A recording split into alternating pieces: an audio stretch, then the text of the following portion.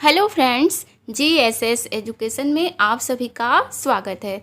आज के वीडियो में हम क्लास 10th का साइंस चैप्टर 7 का एक्सरसाइज सॉल्यूशन देखेंगे। यानी चैप्टर का नाम है नियंत्रण और समन्वय, यानी control and coordination. Okay, control and coordination, नियंत्रण और समन्वय। तो पहला क्वेश्चन है, अभी हम जो चैप्टर के बीच बीच में जो क्वेश्चन करता है उसको हम देखेंगे। ओके, तो पहला है प्रतिवर्ती क्रिया तथा टहलने के बीच क्या अंतर है। तो प्रतिवर्ती क्रिया मस्तिष्क के मेरुरज्जु हिस्से द्वारा नियंत्रित की जाती है, परंतु टहलना मस्तिष्क द्वारा सोची समझी क्रिया है। प्रतिवर्ती क्रिया में बहुत कम समय लगता है, परंतु टहलने में सूचना को पेशियों तक पहुंचने में काफ़ी समय क्रिया लगता है। ओके, मीन्स काफ़ी समय लगता है। प्रतिवर्ती क्रिया में कम समय लगता है, लेकिन टहलने की क्रिया है तो हम उसको अपने अनुसार सोच समझ के करेंगे, तो सोचने समझने में, फिर सोच समझ के मांसपेशियों तक पहुंचने में काफ़ी समय लग जाता है। ओके, दूसरा है दो तंत्रिका कोशिकाओं मीन्स न्यूरॉन के मध्य अंतर्ग्रथन, सिनेप्स मीन्स अंतर्ग्रथन को हम सिनेप्स कहते हैं इंग्लिश में, क्या होता है। तो अंतर्ग्रथन को दो तंत्रिका कोशिकाओं के बीच में छोटा खाली स्थान होता है। जो अंतर्ग्रथन होता है यानी सिनेप्स जो होता है, दो तंत्रिका कोशिकाओं के बीच में खाली स्थान होता है।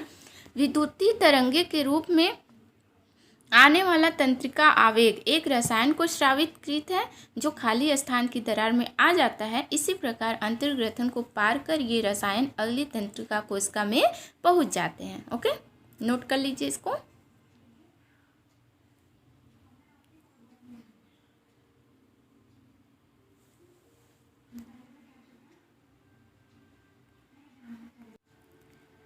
अगला है मस्तिष्क का कौन सा भाग शरीर की स्थिति तथा संतुलन का अनुरक्षण करता है। तो पश्च मस्तिष्क का अनुमस्तिष्क। ओके, हम एक अगरबत्ती की गंध का पता कैसे लगाते हैं। तो विभिन्न अंगों में सूचना पाने के लिए मस्तिष्क में कुछ केंद्र होते हैं जो अग्र मस्तिष्क में उपस्थित होते हैं। गंध के लिए भित्ति पाली होते हैं। ओके, गंध के लिए भित्ति पाली होती है मस्तिष्क में। पांचवा है प्रतिवर्ती क्रिया में मस्तिष्क की क्या भूमिका है। तो प्रतिवर्ती क्रिया मस्तिष्क के नियंत्रण में नहीं होती है। स्रावित प्रतिवर्ती क्रिया मेरुरज्जु द्वारा नियंत्रित की जाती है।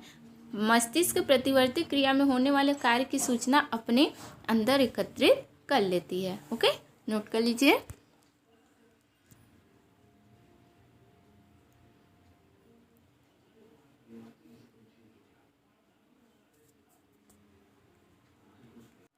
नेक्स्ट है पादप हार्मोन क्या है। तो पादप अपने विभिन्न भागों से कुछ महत्वपूर्ण रसायन स्रावित करते हैं जो पादपों की वृद्धि तथा अन्य क्रियाओं को नियंत्रित करते हैं। उन्हें पादप हार्मोन कहते हैं। ओके, जो पादप होते हैं अपने विभिन्न अंगों से कुछ महत्वपूर्ण रसायन स्रावित करते हैं जो पादपों की वृद्धि के लिए आवश्यक होता है और अन्य क्रियाओं को नियंत्रित करते हैं, उसी को हार्मोन कहते हैं। छुई मुई पादप की पत्तियों की गति प्रकाश की ओर प्ररोह की गति से किस प्रकार भिन्न है। तो छुई मुई पादप की पत्तियों की गति प्रकाश की ओर प्ररोह की गति से भिन्न है, क्योंकि प्रकाश व प्ररोह गति अनुवर्तन गति होती है जो ऑक्सिन हार्मोन द्वारा नियंत्रित होती है, परंतु छुई मुई पादप की पत्तियों को छूने के कारण फैलती व सिकुड़ती है जो प्रकाश से नियंत्रित नहीं होती है। ओके, नोट कर लीजिए।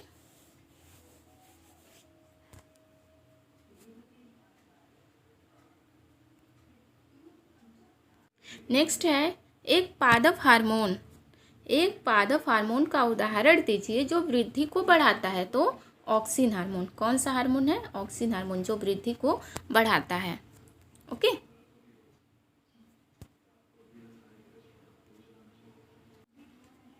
अगला है किसी सहारे के चारों ओर एक प्रतान की वृद्धि में ऑक्सिन किस प्रकार सहायक है।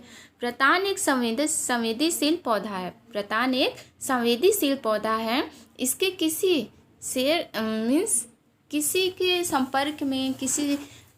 संपर्क में आते ही जल तथा ऑक्सिन विपरीत दिशा में गतिशील हो जाते हैं। इस प्रकार कोशिकाएं लंबी व तन्य हो जाती है और प्रतान मुड़कर आधार से लिपट जाती है। ओके, जलानुवर्तन दर्शाने के लिए एक प्रयोग की अभी कल्पना कीजिए। जलानुवर्तन दर्शाने के लिए एक प्रयोग है, एक पौधा ले, उसे गमले में उगाए, उसकी मिट्टी एक ओर से गीली तथा दूसरी ओर से सूखी होनी चाहिए। कुछ दिनों बाद उसका परिरक्षण करने पर हम पाएंगे कि पौधे की जो जड़ें हैं जलीय मिट्टी की ओर गतिशील होती है। इस अभिकल्पना से हम पाते हैं कि जड़ों में धनात्मक मीन्स जलानुवर्तन होता है। ओके,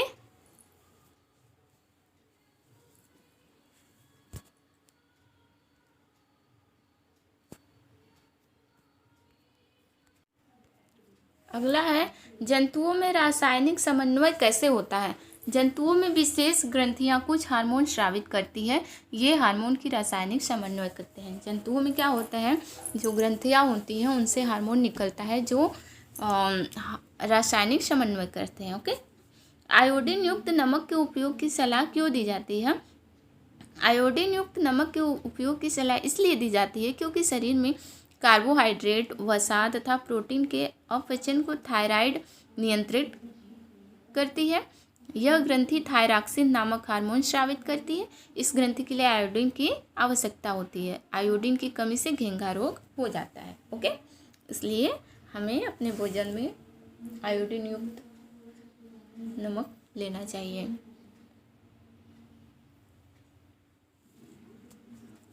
जल एड्रेनलिन रुधिर में स्रावित होती है तो हमारे शरीर में क्या अनुक्रिया होती है। एड्रेनलिन व रक्त में स्रावित होने से हृदय तीव्रता से धड़कता है, हमारी मांसपेशियों बढ़ जाती है तथा श्वसन दर भी बढ़ जाती है। जो हमारी मांसपेशियों की दर होती है वो बढ़ जाती है और श्वसन दर भी बढ़ जाता है। ओके,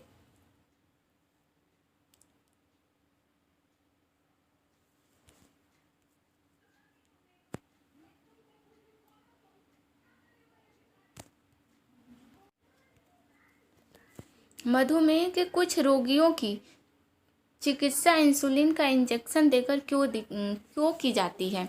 तो रक्त में बढ़ी हुई शर्करा नियंत्रण हेतु इंसुलिन देना पड़ता है। ओके, यह हार्मोन इसे नियंत्रित करता है तथा यह अग्नाशय ग्रंथि द्वारा स्रावित होता है। मधुमेह के रोगियों के इसका स्राव कम होता है, अतः इंसुलिन का इंजेक्शन रक्त में शर्करा को नियंत्रित कर देता है। ओके,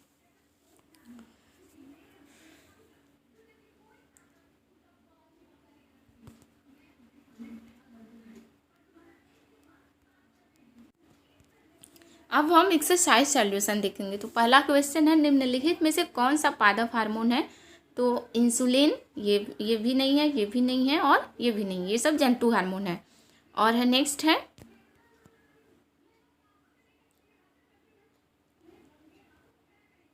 साइटोकाइनिन, तो यही हमारा पादप हार्मोन है। Okay, cytokinin, option D.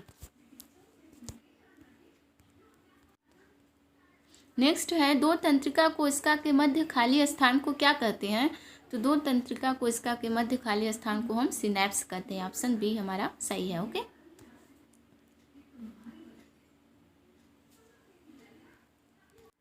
अगला है, मस्तिष्क उत्तरदायी है किसके लिए। सोचने के लिए, हृदय स्पंदन के लिए, शरीर के संतुलन बनाने के लिए, उपरोक्त सभी। तो मस्तिष्क सबके लिए उत्तरदायी है। ओके,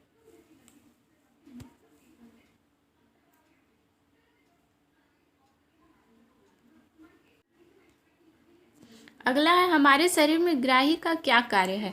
ऐसी स्थिति पर विचार कीजिए जहां ग्राही उचित प्रकार से कार्य नहीं कर रहे हो, क्या समस्याएं उत्पन्न हो सकती है। तो ग्राही संवेदनशील अंगों में होती है, ये पर्यावरण से सूचनाएं ग्रहण करते हैं, इनके द्वारा व्यक्ति पर्यावरण से स्वयं संतुलित करता है। यदि ये उचित तरीके से कार्य न करे तो मस्तिष्क सूचनाएं ग्रहण नहीं कर पाएगा या देर से करेगा, तब व्यक्ति असुरक्षित हो जाएगा। ओके, पांचवा है, एक तंत्रिका कोशिका न्यूरॉन की संरचना बनाइए तथा इसके कार्यों का वर्णन कीजिए।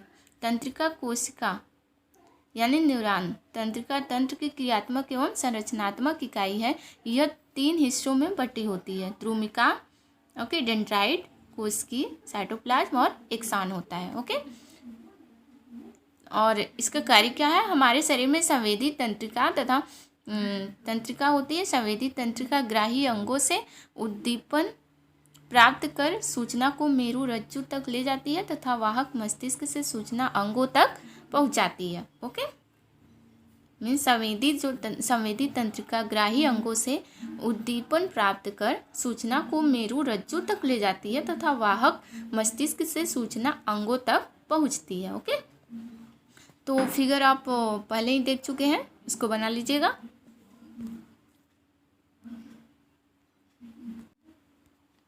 अगला है पादप में प्रकाशानुवर्तन किस प्रकार होता है?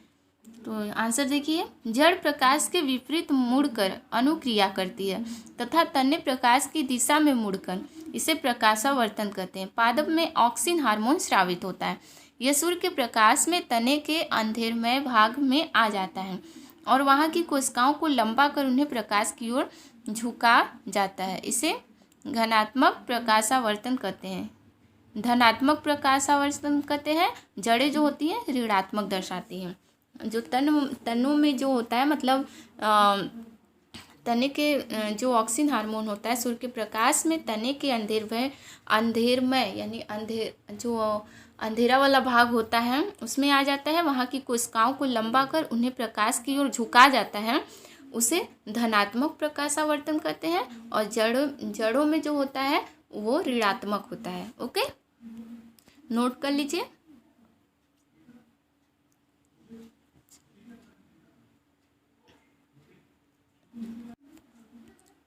नेक्स्ट है मेरु रज्जु आघात में किन संकेतों के आने में व्यवधान होगा?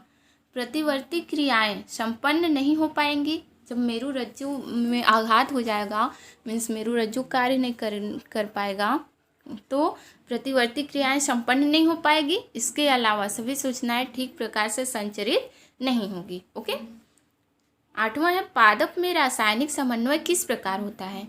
तो आंसर है पादप कोशिकाएं हार्मोन स्रावित करती है। ये हार्मोन वृद्धि, विकास तथा विभाजन को नियंत्रित करते हैं। ये हार्मोन ही रासायनिक समन्वय स्थापित करते हैं। ओके, 9th है एक जीव में नियंत्रण एवं समन्वय के तंत्र की क्या आवश्यकता है?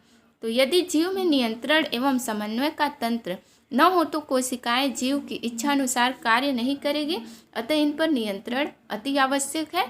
बहुकोश के जीवों में सामान्य क्रियाओं के लिए यह प्रभावशाली है। ओके, नोट कर लीजिए।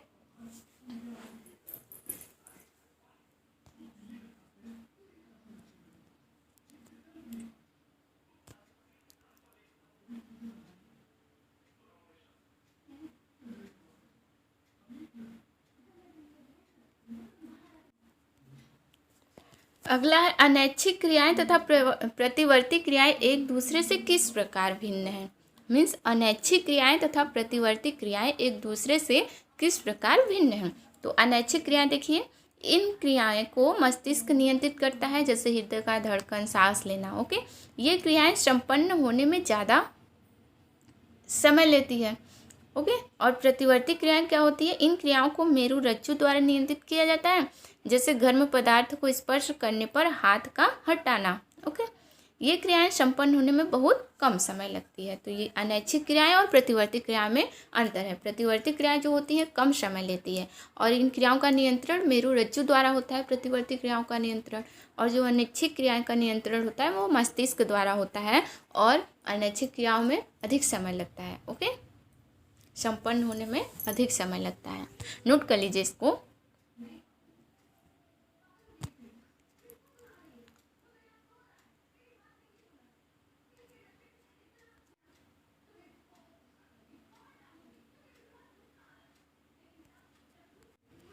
अगला है जंतुओं में नियंत्रण एवं समन्वय के लिए तंत्रिका तथा हार्मोन क्रियाविधि की तुलना तथा व्यतिरेक यानी कंट्रास्ट कीजिए। तो तंत्रिका क्रियाविधि देखिए, तंत्रिका तंत्र संवेदी सूचनाएं प्राप्त कर अपना संदेश भेजता है तथा नियंत्रण करता है। ओके, और शरीर में तंत्रिका तंत्र अपना जाल बना लेता है तथा इसकी अपनी संरचनात्मक इकाई होती है। ओके,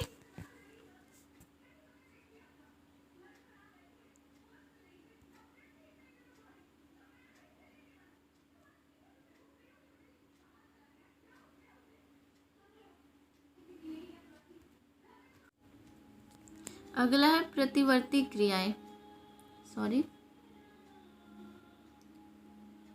प्रतिवर्ती क्रियाएं। तो देखिए, शरीर के अंगों में महत्वपूर्ण ग्रंथि हार्मोन स्रावित होते हैं। ये हार्मोन कई क्रियाएं करते हैं। उदाहरण में वृद्धि, विकास, जनन आदि को नियंत्रित करते हैं। हार्मोन स्वयं ही शरीर में स्रावित होते हैं। और ओके, तो हमारा 11वां क्वेश्चन था तंत्रिका तथा हार्मोन की क्रियाविधि को समझाना था। ओके, तो तंत्रिका क्रियाविधि क्या था? तंत्रिका तंत्र संवेदी सूचनाएं प्राप्त कर अपना संदेश भेजता है तथा नियंत्रण करता है। शरीर में तंत्रिका तंत्र अपना जाल बना लेता है तथा इसकी अपनी संरचनात्मक इकाई होती है। ओके, और हार्मोन क्या करता है? शरीर के अंगों में महत्वपूर्ण ग्रंथि हार्मोन स्रावित होते हैं। जो महत्वपूर्ण अंगों की ग्रंथि से हार्मोन स्रावित होते हैं। ये हार्मोन कई क्रियाएं करते हैं। उदाहरण के लिए वृद्धि हो गया, विकास, जनन आदि को नियंत्रित करते हैं। हार्मोन स्वयं ही शरीर में स्रावित होते हैं। ओके,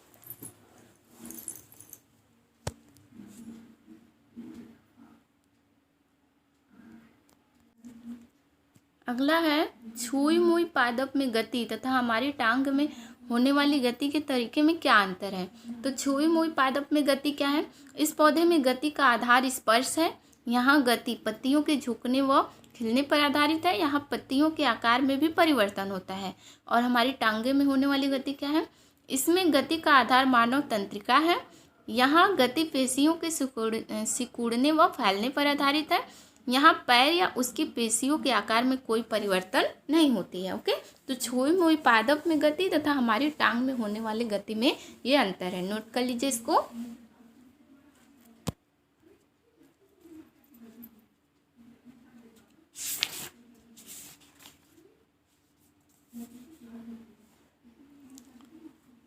हो गया, तो ये हमारा चैप्टर समाप्त हुआ। ओके, अगले वीडियो में हम चैप्टर 8 देखेंगे तब के लिए।